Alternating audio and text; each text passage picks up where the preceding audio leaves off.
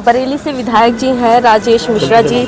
Sir, बात करें जिस प्रकार से आज जो यहाँ पर नई उड़ान को लेकर के जो कार्यक्रम का आयोजन किया गया है, क्या कुछ कहना चाहेंगे? आपने शिरकत की है इस कार्यक्रम में। देखिए, ये कार्यक्रम बहुत अच्छा कार्यक्रम है। ये जो नई उड़ान जो कार्यक्रम जो ट्रस्ट है, ये जिन्होंने बनाया है, इनकी सोच बहुत अच्छी है। क्योंकि लोग क्या है कि जो बच्चे हैं उनके बारे में चिंता नहीं करते हैं, बच्चों को फेंक देते हैं जी। अगर बच्चा नहीं पाल सकते हैं तो ऐसा नहीं है कि हिंदुस्तान में लोग पालने वाले नहीं, बहुत सारे लोग पालने वाले हैं। आप बच्चा उनको दे दीजिए, वो बच्चे को पाल लेंगे और आपके सामने आपका बच्चा पालेंगे। ये भी आप देखते रहो, फेंकने से ठीक नहीं है। कभी कुत्ते खा लेते हैं, कहीं कोई आ जाता है। अब क्या है कि बच्चे, इसलिए ये कानून सरलीकरण बने कि बच्चों को हमारे हिंदुस्तान के आदमी को ही मिलना चाहिए। बच्चे विदेश चले जाते हैं, कानून ऐसा बना हुआ है कि जिसको मोदी जी ने तो बहुत कुछ ठीक कर दिया। कांग्रेस के ज़माने का कानून जो बना वो कानून ज़्यादा अच्छा नहीं था, सारे बच्चे विदेश चले जाते थे। तो इसी पे ये चर्चा चल रही है, इसी पे सारे लोग आए हुए हैं, पूरे देश से लोग यहाँ आए हुए हैं। कई बार क्या होता है, जो दंपत्ति होते हैं वो उनको ये कह दिया जाता है कि अब आप जो है माता पिता नहीं बन सकते हैं, आप एक बच्चा अडॉप्ट कर लें। लेकिन वो अडॉप्ट तो कर लेते हैं, कुछ समय बाद जो है, कई सालों बाद क्या होता है कि वो खुद माँ बाप कुछ ऐसे केसेस आए कि बन जाते हैं, तो वो जिसको अडॉप्ट किया गया बच्चा होता है उसकी केयर नहीं करते। उनके लिए क्या कहना चाहेंगे? नहीं तो उनके खिलाफ तो कार्रवाई होनी चाहिए भाई। जो उन्होंने आपने बच्चा लिया तो जरूरत पड़ी तो आपने लिया, लेकिन जब बच्चा हो गया तो ये अच्छी बात है। आपके भी बच्चा हो गया तो दोनों बच्चों को बराबर प्यार दीजिए जी। जो बच्चा आपने अडॉप्ट किया है, भले ही वो भी तो किसी माँ के पेट से ही पैदा हुआ है। बिल्कुल। तो ऐसा क्या हुआ कि वो हमारा हो गया, ये पराया हो गया? पहले ही हमारा था और जब वो इस दुनिया में नहीं आया तो वो था नहीं। दोनों बच्चों को बराबर प्यार देना चाहिए, और नहीं कर सकते हो तो बच्चा जहाँ से अडॉप्ट किया वहाँ वापस कर दीजिए। सर, बात करें, आप यूपी से हैं और बरेली से हैं, तो बात करें, और आप बीजेपी से विधायक हैं, तो जिस प्रकार से अब 22 तारीख को प्राण प्रतिष्ठान है अयोध्या में राम मंदिर को लेकर के, क्या कुछ कहना चाहेंगे? राम मंदिर कोई हिंदुस्तान नहीं, पूरी दुनिया में लोग राम मंदिर का उत्सव मना रहे हैं जी। तो आप देखते होंगे, चाहे इंग्लैंड हो, अमेरिका हो, जहाँ जहाँ भी भारतवासी हैं या गैर भारतवासी हैं, वो सभी लोग मना रहे हैं। और बहुत अच्छा पर्व है 22 तारीख के लिए। हम लोग भी जाएंगे 22 को या 22 के बाद में जी, और अपने क्षेत्र की जनता को बसों में भर के ले जाएंगे। लेकिन कुछ लोगों का यही कहना है कि कुछ लोग नाखुश हैं मंदिर को लेकर के। वो तो देखो, एक घर में शादी होती तो उसमें भी कुछ लोग नाखुश होते हैं, तो ऐसी कोई बात नहीं, नाखुश कोई नहीं है।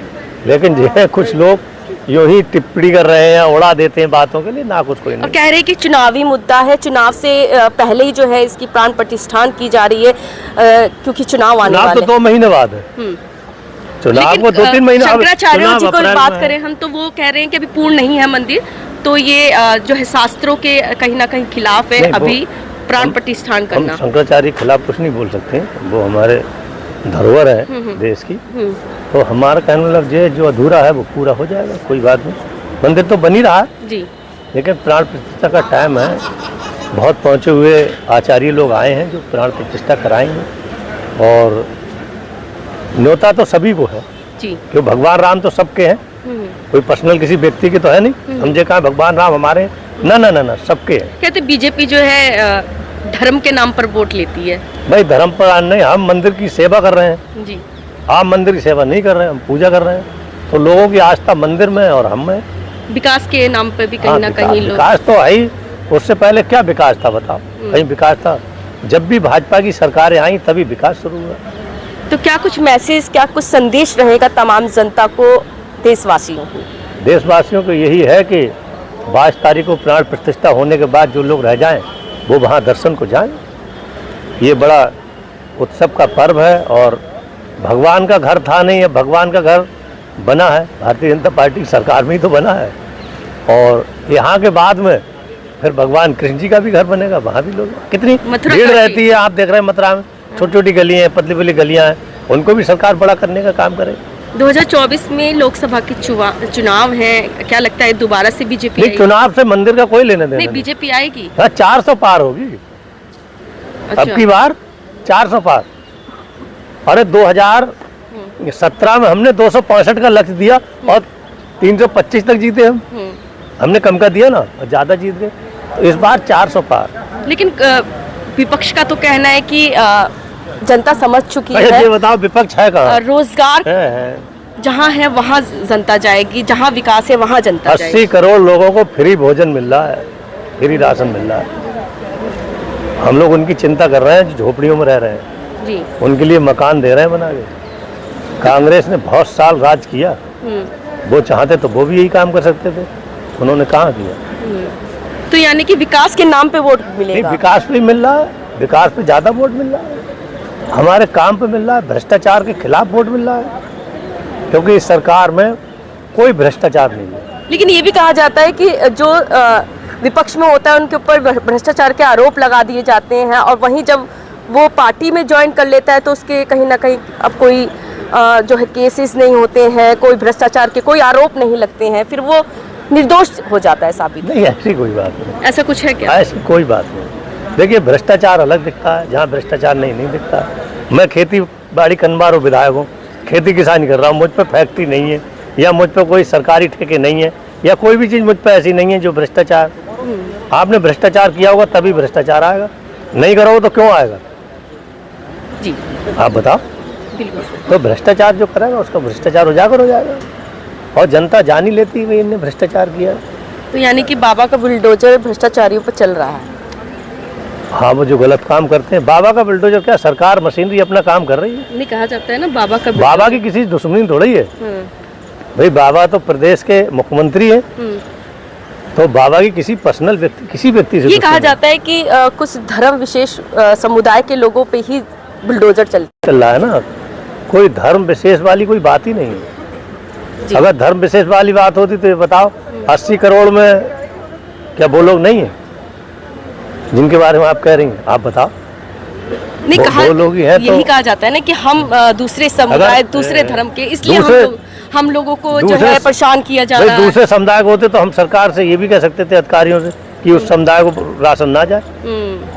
अच्छा, ये भी कहा जा रहा है कि जब चुनाव आते हैं तभी ये फ्री के राशन, फ्री के जो है लॉलीपॉप दिए जाते हैं। ये राशन तो कब से दिया जा रहा है, आप खुद भी तो ध्यान दीजिए। कोरोना टाइम जब आया तब से फ्री दिया जा रहा है, और सरकार उससे पहले बनी हुई है। अब चुनाव भी आने वाला है ना, उस समय भी तो चुनाव में किसी को भूखे मरते छोड़ देंगे भाई? हम भूखा तो किसी को नहीं छोड़ सकते हैं, कांग्रेस की नीति तो है नहीं। उन्होंने गरीबी नहीं हटाई, गरीब हटाए, हम गरीबी हटा रहे हैं। लेकिन कहा जाता है कि उनके जो जितने भी दादा परदादा जो भी उनके रहे हैं, उन्होंने इस देश के लिए कुर्बानियां दी हैं। अरे कुर्बानियां तो हम लोगों ने भी दी हैं, वो तो देश के ही लोग थे। दादा परदादा क्या थे उनके? देश के ही तो थे, देश में रह रहे, देश की रोटी खाई, देश का अन्न खाया, देश का पानी पिया, तो उनने क्या कुर्बानी दी? बहुत सारे लोगों ने दी। बात यह कि पहले तो सारी पार्टी ही एक थी, जब अंग्रेजों से लड़ रहे थे सारे लोग एक थे, उस टाइम पार्टी का मामला कहाँ था? एक तरफ सभी पार्टियां जो है गठबंधन कर लेंगे और एक तरफ बीजेपी रहेगी, तो क्या लगता है फिर से जीत पाएंगे? अरे कहीं उनका गठबंधन नहीं चलेगा, सब एक दूसरे के खिलाफ षड्यंत्र कर रहे हैं। बीजेपी को हराना चाहते, बीजेपी कहाँ से हार जाएगी? मतलब ये पढ़े लिखे जो युवा हैं, वो सब जान रहे हैं कि देश का विकास कौन कर रहा है। तो यानी विकास के नाम पे ही वोट पड़ेगा। विकास के काम पर ये तमाम चीजें हैं, बच्चों के भविष्य को लेकर शिक्षा, मुफ्त शिक्षा है, इन सब चीजों को लेकर के वोट मिल रहा है और इसी को लेकर मांगने जाते हैं। लॉ एंड ऑर्डर की बात करें तो यूपी में देखा जाए तो, और कहें तो देश में देखा जाए तो, कहीं ना कहीं महिलाओं के ऊपर जो है अत्याचार देखने को ज्यादा मिल रहे हैं। नहीं ऐसा कहाँ सुनने में आता है? एक भी नहीं। आप बताओ, ऐसा नहीं। आप दिल्ली में रह रही, मैं उत्तर प्रदेश में रह रहा हूँ और मैं पूरे उत्तर प्रदेश का दौरा करता हूँ। लॉ एंड ऑर्डर अच्छा है, सबसे अच्छा है। जहाँ जहाँ भाजपा की सरकार है वहाँ लॉ एंड ऑर्डर बहुत अच्छा है। तो लास्ट में क्या संदेश रहेगा सर? संदेश तो यही है कि भाई मैं तो जिस पार्टी को, उसी पार्टी को लोगों को कहूँगा वोट दो। देखिए मंदिर बन गया, कभी मंदिर की कल्पना की किसी ने? ये लोग तो ये कहते थे कि मंदिर बनाएंगे, मंदिर से क्या रोजगार मिलेगा लोगों को? ये क्या कहते थे कि मंदिर बनाएंगे पर तारीख नहीं बताएंगे। अब तो हम तारीख भी बता रहे हैं, 22 तारीख है, 22 जनवरी 2024 प्राण प्रतिष्ठा है। तो क्या रोजगार मिलेगा? रोजगार चीज अलग है, मंदिर अलग है। रोजगार अलग मिल रहा है। अभी कितने हजार लोगों की उत्तर प्रदेश में भर्ती हो रही पुलिस की, ये पुलिस वाले खड़े हैं, इनको पता है पूछो। तो ये रोजगारी तो है, हम भर्ती कर रहे हैं, लेकिन हमारे यहाँ पारदर्शी भर्ती है। ये नहीं है कि हमने एक लिस्ट भेज दी और हमारे लोग लग गए। लोग कौन लग गए? पैसे लेके लग गए। तो ये काम नहीं होता, ये काम नहीं होगा। मतलब जिसका बच्चा मेहनत करेगा, जिसका बच्चा उसमें आ रहा है वो बन जाएगा, जो नहीं आ रहा है वो अगली बार मेहनत करो बन जाएगा, बनेंगे। लेकिन कहते हैं ना अपना काम खोलो, मोदी जी कहते हैं अपना काम खोलो। कई लोग कहते हैं कि हमसे कहा गया है कि अपना काम खोलो, आत्मनिर्भर बनिए। कई बार ये भी कहा गया है कि पकोड़ा तलिए। ये चीजें मुद्दे ज्यादा उठते हैं सर। ये बात बिल्कुल सही कह रहे हैं। ये जो शर्म है ना, ये आदमी को ऊपर नहीं उठने देती है। आज मैं गारंटी से कह सकता हूँ कि मूंगफली बेचने वाला व्यक्ति भी 1000 से 2000 रुपए कमा के अपने घर ले जा रहा है। लेकिन सर शर्म नहीं है। बिजनेस के लिए तो कुछ पैसा, कुछ अमाउंट तो चाहिए होता है ना। वो कहाँ से, लोन कहाँ से? कौन से वो अरब, ये जितने भी बिजनेसमैन अरबपति बने वो 1000 रुपए, 500, 200 रुपए से ही बने, तो 100 रुपए से ही बने। मान लो जो सरकार लोन दे रही है, लोन भी तो नहीं मिलता है। मिल रहा, कौन कह रहा नहीं मिल रहा? गाँव की बैंकों में मिल रहा है, बुला के दे रहे।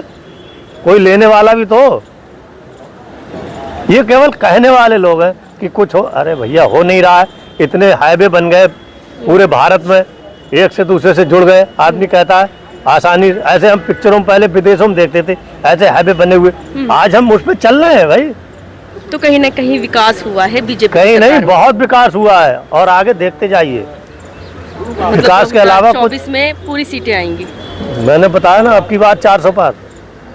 ठीक है सर, धन्यवाद। तो ये थे हमारे साथ राजेश मिश्रा जी, जो कि विधायक हैं बरेली से। तो आप इनकी जो भी बातें हैं, जो भी इन्होंने कहा है, उनसे कितने सहमत थे, कमेंट बॉक्स में कमेंट करके जरूर बताएं। धन्यवाद।